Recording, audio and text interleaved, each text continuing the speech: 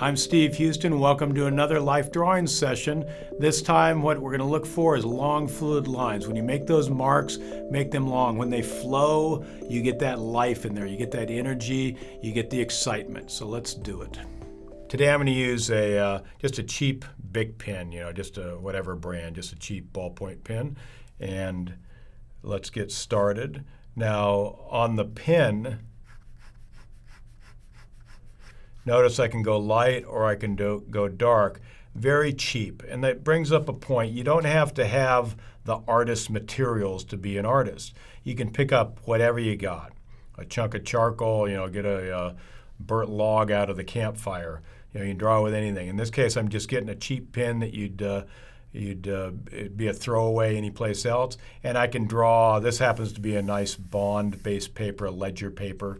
It could be any kind of art store paper, but it could also just be, scrap paper from the printer, a notepad, back of an envelope, whatever it is. So anyway, we're going to draw with this. It's a more delicate tool, so that's going to affect. It's not going to have the broad, blunt effect that a marker would have. It's not going to have the rich tones and the soft lines, soft marks that a charcoal pencil would have. It's going to be a little different, and so we'll adapt to that as we draw. If I start putting in a lot of tones, it's going to slow me down. If I've got 1, 2, or 5 minute poses, that's going to be problematic. But we'll do a little bit of tone with it, and it's going to give me a lot of fun to play with. I love sketching with these. And notice how light I can go. And if I start out nice and light, then I can correct, I can choose the line that's closest, I can render over that line. It doesn't get in the way and I don't have to erase. Of course, with this I can't erase. So let's get started. Pose number 1, I'm going to use the left-hand pose. Here we go. Here's the head.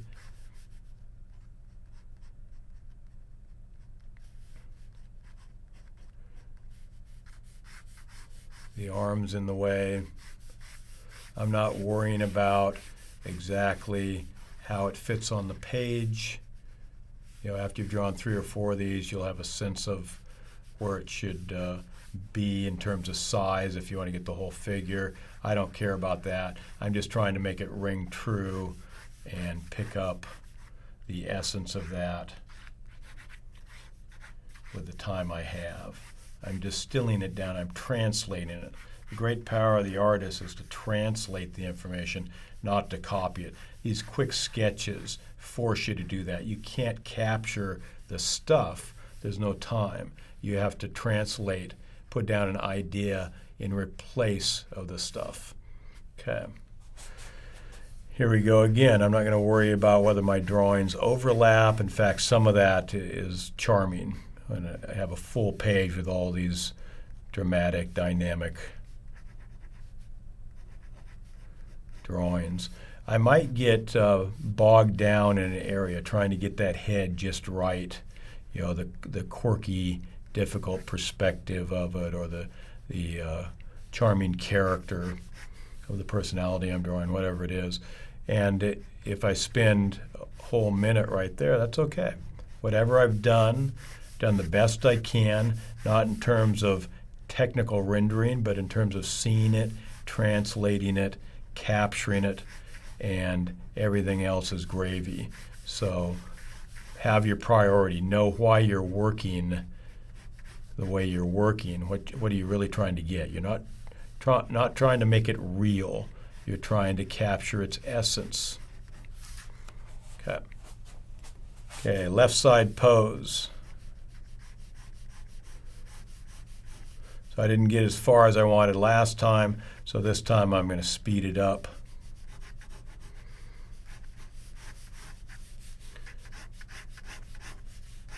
Notice as we draw these quick poses, if I'm choosing a pose that's fairly flat to the picture plane, nothing's coming strongly at me, it's going to go quicker. Notice I can get that whole arm and hand, just the essence of it, pretty quick. Whereas this one is coming out at me here, I got to build that up. It's trickier takes more work. I have to put in more visual cues there.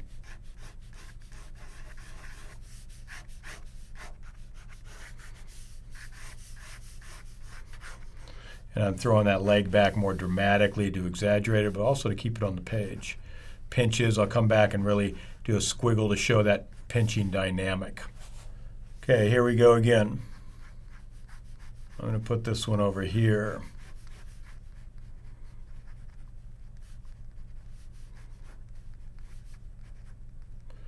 I want to feel those pinching moments, so the neck is pinching against the trapezius, the shrugging muscle.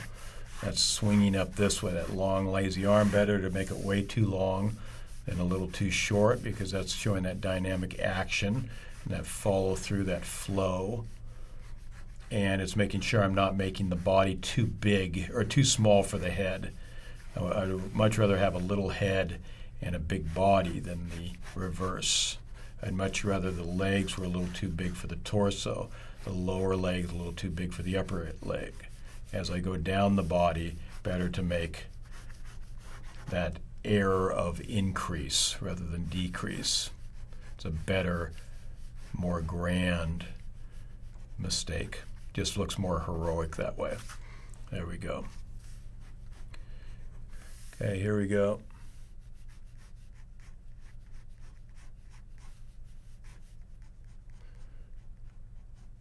Notice as I show that little ear, if I make it close to the front of the face, I instantly get the back, the feeling that we're back behind that that head. So that ear placement gives us a ton of information. Very, very useful. We have a heroic figure here with a well-muscled guy, so that shoulder girdle needs to sit on top of that rib cage. There's that hip swinging back into the leg, and here's the supporting leg coming down through. And if I had to, I'd even do a straight line to show that pillar of support there. That's kind of a through line you may stick in there. All right, 2 minutes. I have twice as much time to make twice as many mistakes. So don't try and pack in twice as much information. Try and do the same amount of information as a 1 minute pose, but do it better. Slow down. And then you will end up with a little extra time at the end probably to add stuff. But most of the time I'm going to spend my extra time, my extra minute, making better connections. Notice comparing this to this, I'm doing a better job of showing that shoulder girdle. And then this swings down this way. And this is balling up here because that arm's coming back towards us in this really lovely dynamic. I'm going to spend some time picking that up. Get a little bit of the elbow. Hand's not important in the pose, so I'm just going to let it poop out on us down at the wrist. Here's again that dynamic pinch here. This is also coming back a little bit. This way. Adjusting my gesture, refining the gesture as I refine the structure.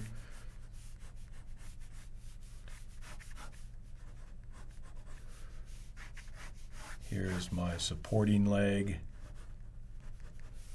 And here is the leg breaking off as a balancing act, basically.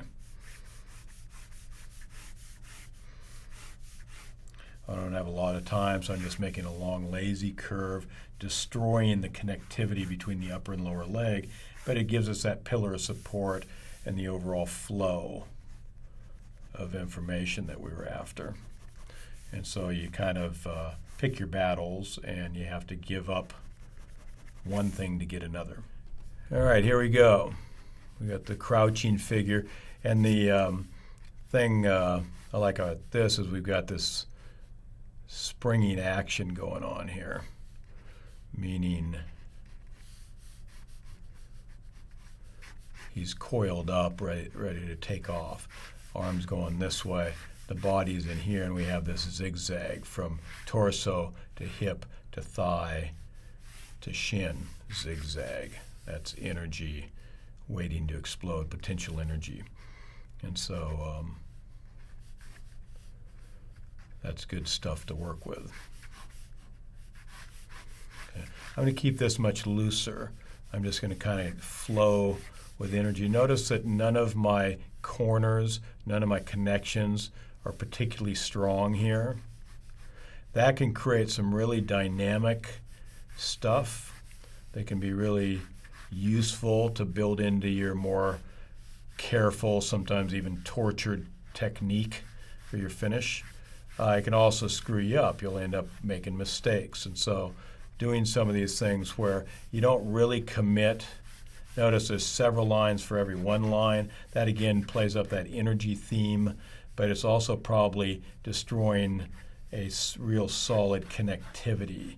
So it's going to feel a little bit in flux, and that in flux feeling might make it feel like it's wrong, or it might give it a little bit of vibration. And oftentimes in my painting, I'll do 3 or 4 contour lines for every one line, or in some of the key areas anyway, and that will suggest movement in the piece. Okay. And then if you had the time, we're out of time pretty much here, but if I had the time, I would come back and work out those connections a little better. All right, here we go again. Now in this one, I'm going to make much more careful decisions. And the more carefully I want to plot something out, the slower I'm going to go. I'm not going to get as far. And the more corners, notice the corners I'm drawing here. The more corners I'm going to put in, because the corners are plot points. They're landmarks. They're connective tissue where one thing ends and something else begins, or where one thing turns from its front to its side, its top to its front, that kind of thing. And so I've got a lot of information going on there, and that means more solidity, more confidence for the audience, but also more places I can goof up. I've committed, and so there could be some real mistakes going on too if I'm not careful. So I need to slow down. Sometimes I'll lay in those shadow shapes to give some of that dynamic. Look at that beautiful zigzag pattern down the spine and the shoulder blade. It really gives the feeling of that arm thrusting off this way. So that becomes important. That might be the key moment in the whole painting when I do my big finish. And I never really got to get to the legs here.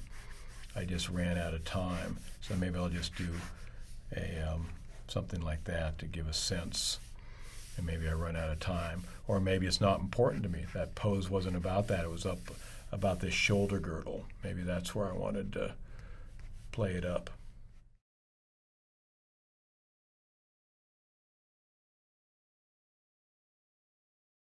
Now notice too, we've got some interesting things going on. I can start picking up a theme in these kind of little sketches. Notice how if I go from this arm through the shoulder girdle, we have all this articulation that I hinted at, but through it, notice that connection there, and then this here, and then maybe the hips go this way, and then the buttocks goes this way. And so we have this drooping and rising, maybe the hairline and the hair style or the skull shape, tops of the ears, the pinch of the neck go over, binds at the shoulder. And notice how this whole piece could end up being this to this kind of thing. That becomes a shape theme or a linear theme they could fuel a whole painting or series of paintings. I could do a whole art show, a gallery, one-man show, based on just those rhythms. And I wouldn't have probably found those if I had been doing my 3-hour charcoal rendering or my 25-minute careful construction drawing. When you're working fast like this, sometimes you end up stuck with things that are just okay or not as good as they could be or almost there, good practice, but I'll be better next year kind of stuff. Other times you come up with ideas that can fuel a career. And so working fairly quick, even this was more careful, but it was still reducing things down to their essence, distilling it down. And that distillation process is incredibly valuable for we artists. So if you get stuck into just a rendering mode all the time, you miss those opportunities to put personality in it. If you put personality in it, that's your style showing through. And that style is really what we're paying you for. That's what we're going to pay the big bucks for your work for, is you're going to show us how to see the figure in a way nobody else has, maybe, if we're lucky. All right, here we go again. This, like a couple drawings before, lots of zigzag action, that crouch, that coiled power. So sometimes if you talk yourself through it and give it an adjective, give it an active verb, it's coiled, it's powerful, it's about to attack, it's explosive. Things that suggest visuals.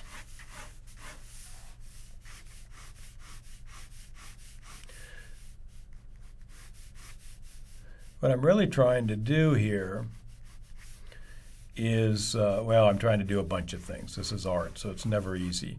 But one of the things I'm trying to do is get used to the body shapes. What does the human body have in character? There's a certain character, the shapes, that's of a kind. You're not going to get certain oddball things. You're going to get consistent egg shapes. 2 eggs together is a beanbag. Long, simple curves. Long, lazy, complex curves. Rounded corners or wobbled corners. Pinching, things binding up and then flowing out. A dark side, a light side. Certain value range. Notice how dark his hair in the background is compared to the shadows on the flesh. Learning that the fluid quality of the simplified shapes, the fluid quality of the simplified or carefully rendered contours is the same fluid quality of the shadow shapes. And so no matter what I'm working with, the negative shapes, the positive shapes, they're all going to be in that same wheelhouse, that same theme. All right. So let's draw this one a little smaller just to mix things up.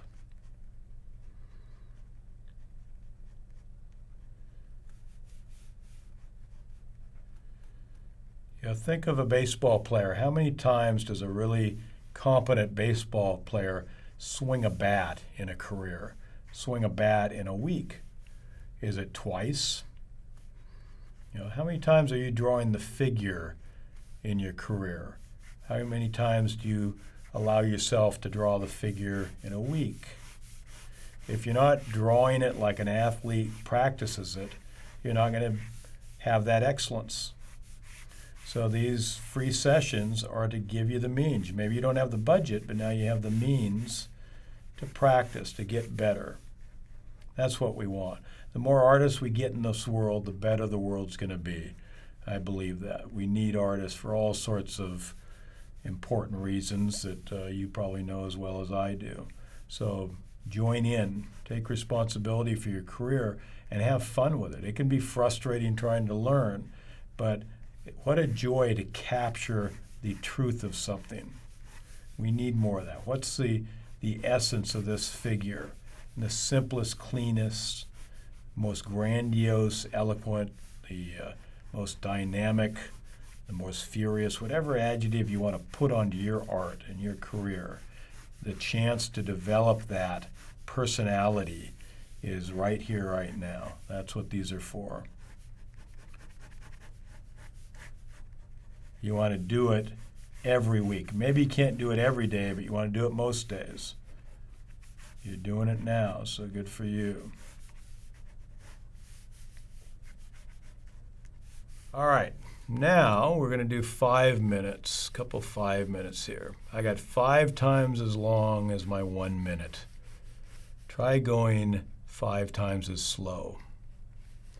And that's maybe a little exaggeration. We're going to get farther in our 5 minute than we would in our 1 minute, but I'm going to do a more sophisticated head, more characteristic, maybe not a terrific likeness, but a general characteristic of a strong featured young man with a certain hairstyle and maybe even a certain attitude. The more specific I can get with that, the better. Not carving out the exact shape of the eyelids, that kind of specific, but specific in terms of the overall, the general character. Stronger chin. And it gives me that get to know it period. You know, if you are lucky enough to do your artwork over a lifetime, over an adult lifetime, you'll end up with periods where you'll draw a model maybe for 10, 15 years. And you really get to know that model, the shapes, the character, the poses, what flatters that model in terms of exaggerating or playing down.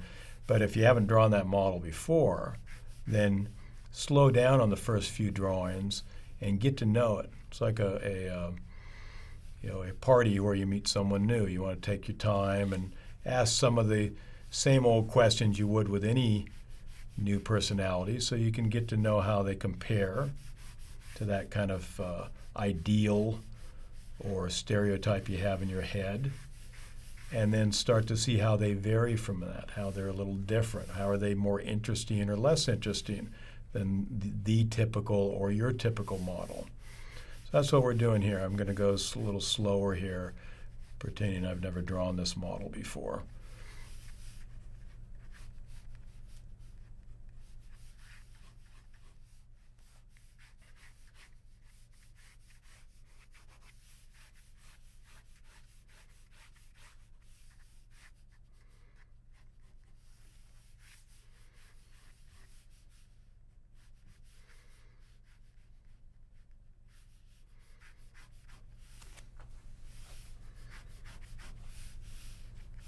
Notice how I'm chasing the proportion there with that second line, trying to decide which place it should be. And I won't know which is right or if either are right until I do a little more connectivity. Notice how it's gapped here.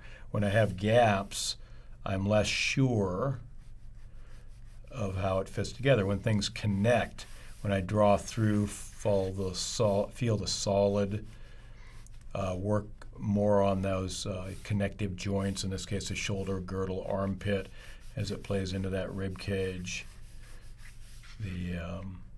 maybe some of the shadow shape.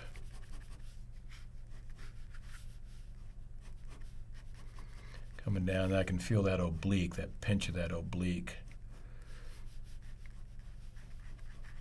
And then that gives me a better sense of where that hip is. Finding that hip's always a tricky thing. If I don't get it just right, the legs feel short and cramped or long and disconnected. Neither one is what I want.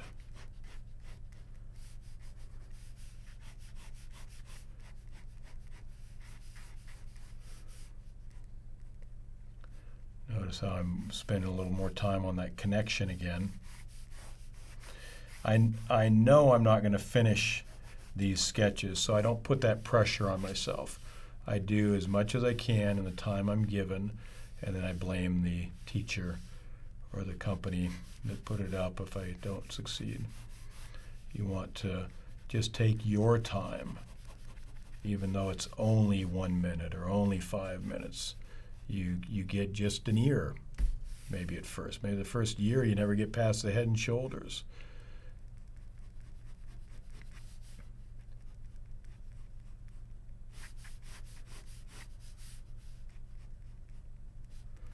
Notice how I can use that ink in that cheap ballpoint pen I've got to kind of anchor the form and mark off some of the key areas there that are important to what I'm doing.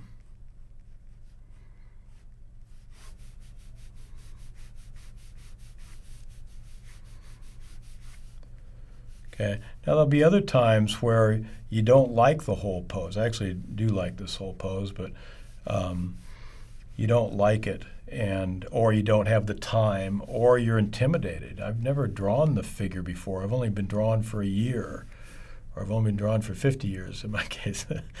In whatever case, there's going to be times where you're not comfortable with the whole material. You're not interested in doing the whole material. So that means maybe 5 minutes I just spend working on the head and the shoulder girdle. I really love the head, shoulder girdle, and then how that flows into the chest and shoulder carriage and the ribs below that. The lower body, it's okay. I'm not as enamored with. The whole pose rings well, but that section of the pose is less interesting to me than that upper part. So I'm going to stick with that upper part.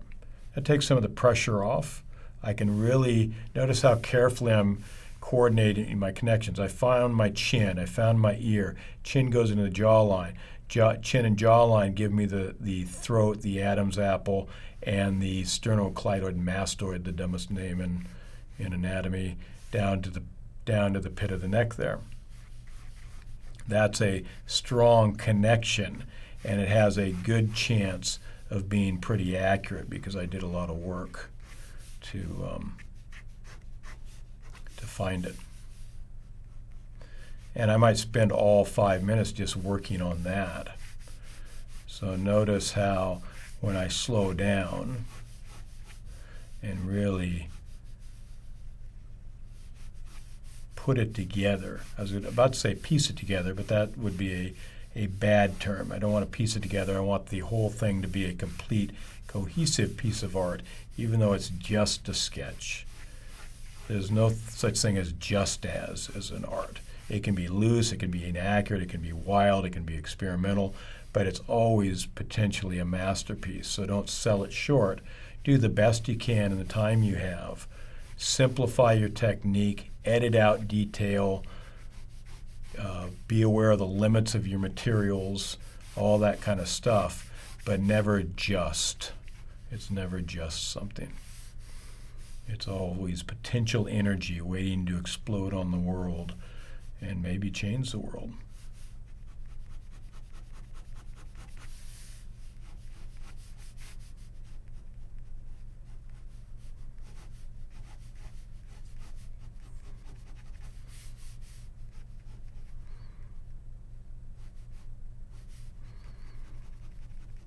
Maybe I'm going to play up the shadow side over here. There's some tones over on the other side, but I want to play up this pinching dynamic. And I'm going to let this kind of zigzaggy, ragged shadow pattern help suggest that zigzagginess of this pose.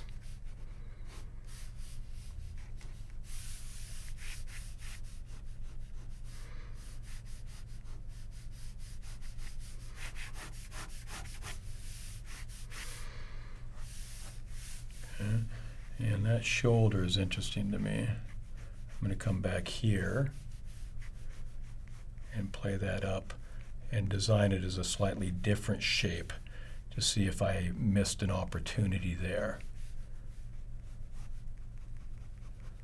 You'll notice I have a minute or so left, and I didn't do any of this stuff because it just wasn't interesting to me. Not that it didn't warrant, but it wasn't in my concept for this drawing. Maybe I'll come back to this drawing 3 or 4 times. I got a computer there. I can hit the pause. I can rewind it back, and I can work out this drawing through different ideas, different intentions. Now look at how fun that zigzag swinging series of lines are. And then when we come into that chest, Let me darken that. Notice how it's almost like David and Goliath, that slingshot spinning and release. Spinning, release right here. Spinning, release. So those are lovely little discoveries you can get playing with this, this material. All right. If you're getting discouraged, you feel like this is too advanced for you, because it's when you're working from a figure like this, it's intermediate level oftentimes. If you need a little bit more foundational advice on how to begin, maybe even simpler subjects to work with the figure, come to the new Masters Academy website. We have a lot of content for all levels. So I hope you're drawing all week long. I'll see you next time, and good luck.